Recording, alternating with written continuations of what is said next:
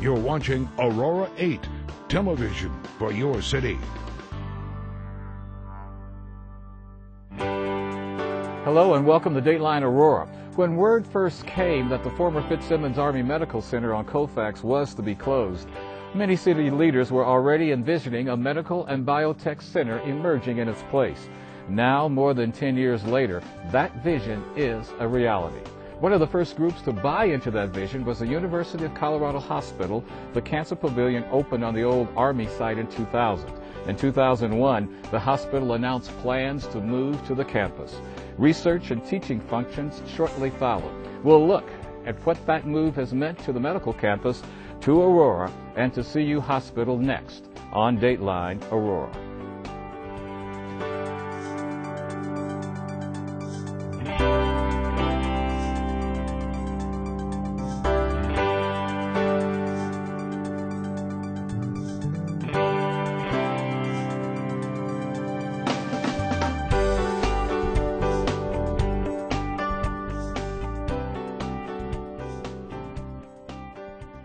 Greetings again and welcome to Dateline Aurora. I'm Adam Dempsey. Some people consider the Anschutz campus as the Mayo Clinic of the Rocky Mountain region. Its combination of hospitals, research facilities, and medical schools is attracting top doctors and researchers from across America. Joining us now to talk specifically about the University of Colorado Hospital's role in this medical success story is its president and CEO, Mr. Bruce Schroffel is here. I can say it. How are you, Schroffel. Bruce? Yeah, one of these days I'm going to get it right. Pleasure to be here. Don't give me a test today, okay? I won't. All right. One of the things that, I guess, right off the top, when people drive by that campus, they see so many buildings out there. I mean, it's almost like downtown has moved east. Give us a little perspective on the buildings and how CU and CU Hospital are tied together or are separate.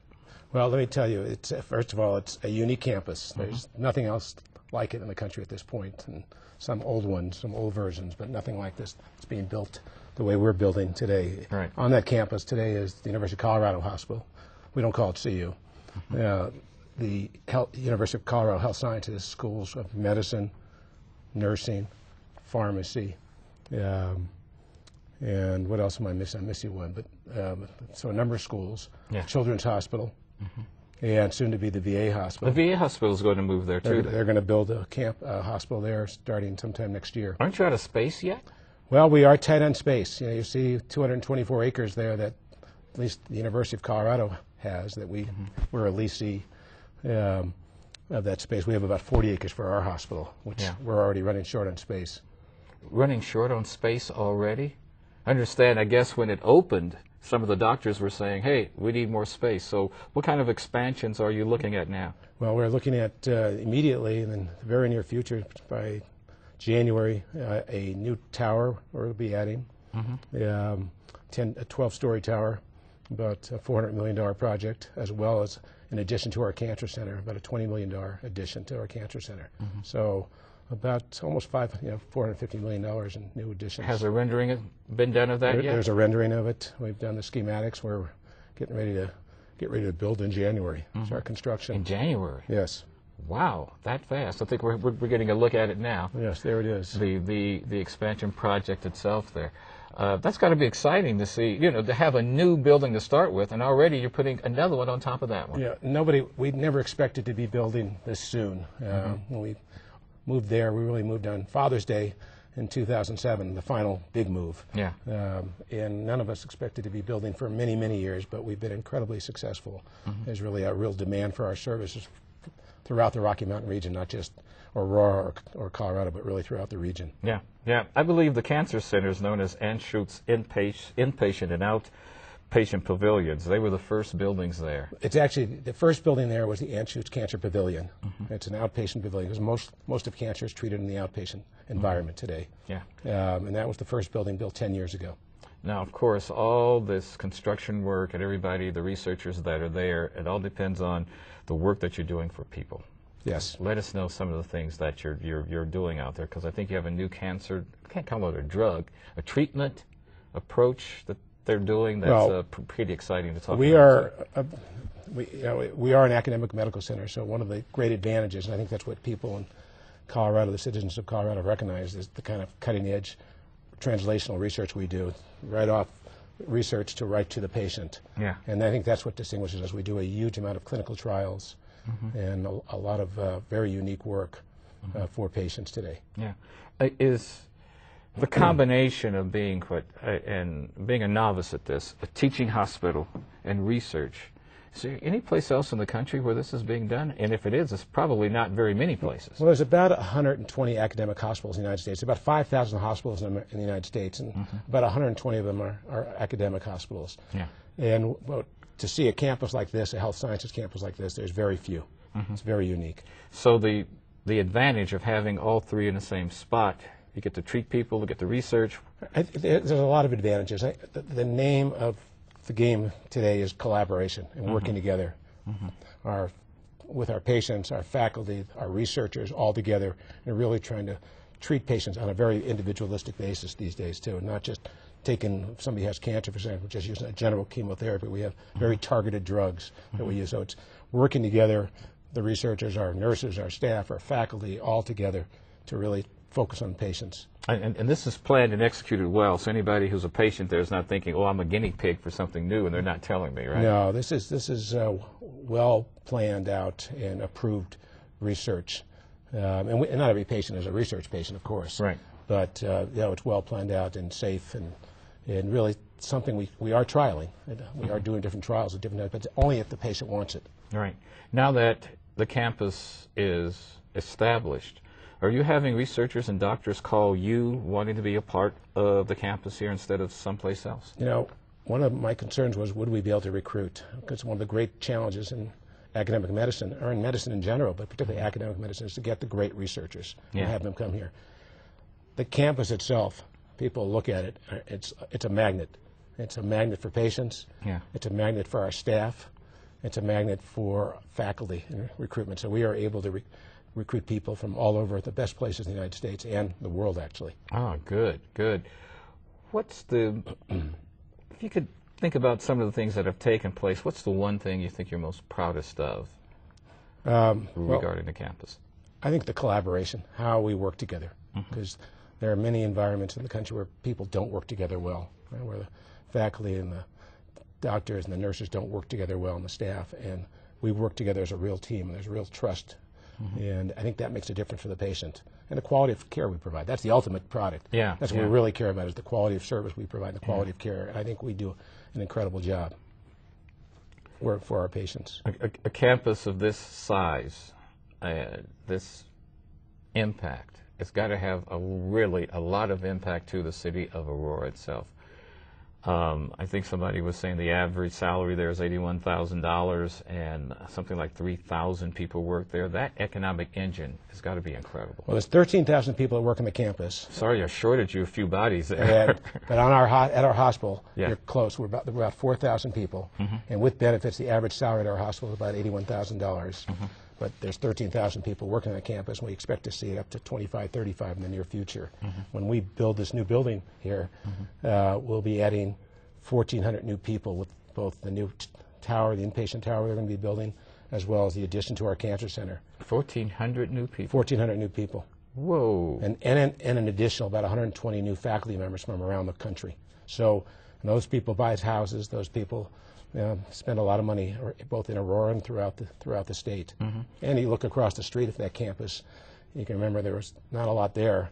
Yeah. Now there's a hotel being built, there's an office building being built, there's a lot of food areas. It's quite a lot of development going on. Yeah, the city itself has done a lot of redeveloping there. You have a map, I think, of the campus to show some of the growth that's going to be taking place. I keep thinking you're going to run into that golf course on the north side and not be able to do anything else. I think there's the campus, there's the site plan. That's the site plan of the hospital. And the red, you see what's in red is all going to be new. So we're putting a new tower. That's a 12-story tower along with a new emerging department, double the size of our present emerging department, new critical care units, new ORs, a lot of parking for patients and for staff, underground parking over here. Yeah. So a lot of opportunity. And the new highway is going to come down the middle of the campus when they complete the exchange at 225 and Well, it won't come through the Colfax? middle of the campus. It'll still, the highway will be where it is, but the exit will go where the new VA hospital is going to be. So it'll be easier to get onto the campus from 225. Right. You talk about excitement there. I guess building 500 from the old Fitzsimmons campus has a whole bunch of company now, right? It's, that building, which was built right before World War II began, and where Eisenhower, of course, was taken care of when he had his heart attack, is an old office building now, which is a beautiful building. It's a beautiful building. Yeah. But it has a lot of company. Yeah, I remember getting a bunch of shots there when my family was moving to Europe every week for 15 weeks. I hated that building to see it. The way the economy is now, is that affecting you at any rate there as far as reimbursements from the Fed goes for all the treatment that you do? Yeah, it's affecting us in many ways, although we're doing extraordinarily well despite that. It's affecting us in many ways. Today, we provide $265 million in free care, essentially care for patients who don't have the kind of insurance they need. This is through University Hospital then? This is the University of Colorado Hospital we provide. Right. Okay. We used to provide, before 2008, about $170 million. So we've seen like a 50% increase because of what's going on in the economy. So this is a part of the safety net that's around town here. And we contribute a huge amount. And it's part of our, we try to do this, it's not part of our mission, but part of our social obligation. Our mission is really education, teaching, and patient care. Right. Research. But we are providing a huge amount of care for the underserved from around the state. Yeah. You mentioned we don't get any money from the state of Colorado, in case you don't know. We don't receive a dollar. Oh, you don't? No, not a dollar. Okay. So we're totally independent in that regard. The state of Colorado doesn't provide any support for these buildings, nor is it providing care for any extra dollars for the patients. Completely self-contained there. Yes. The doctors and researchers that are looking at the campus, what types of things have you heard that they may want to research there? Well, we do about $360 million in research there. So there's almost not an area we cover. A huge amount of cancer, a large amount of research in cancer. But I'd say research across every department is going on in this organization. Almost any disease entity we may have, or any problem we may have, you and I, we're doing research on it in some way or form. So if a young person who's watching us now wants to be a doctor, they can actually go through the system there and end up also doing some research there. That's right. Don't even have to leave town. No, they can do cutting-edge research as there is anywhere in the world at this campus. It's quite unique. Speaking of cutting edge, what new pieces of hardware have you installed there that we need to know something about? Well, what do we have? We have so much new equipment. I know. I'm still stuck at the CAT scan level. We're way past the CAT scan. Yeah. We have a room in the hospital. It looks like an airport control room. That there's so much interventional work. A lot of work, new equipment is interventional work. Instead of having to open someone up and do surgery with it instead of opening your head up or opening your body up, we do it through little holes, and it's a lot less damaging and a lot quicker recoveries for patients. So we have millions and millions of dollars. We spend about more than $20 million in equipment every year. Really? Just to. Wow. So it's very expensive to run these hospitals. Cost us $1.8 million just to keep the hospital running every day. And most of the research there, does it center on cancer? No, there's a huge piece of cancer, but it centers, as I say, on just about all parts of the body. There's research in everything.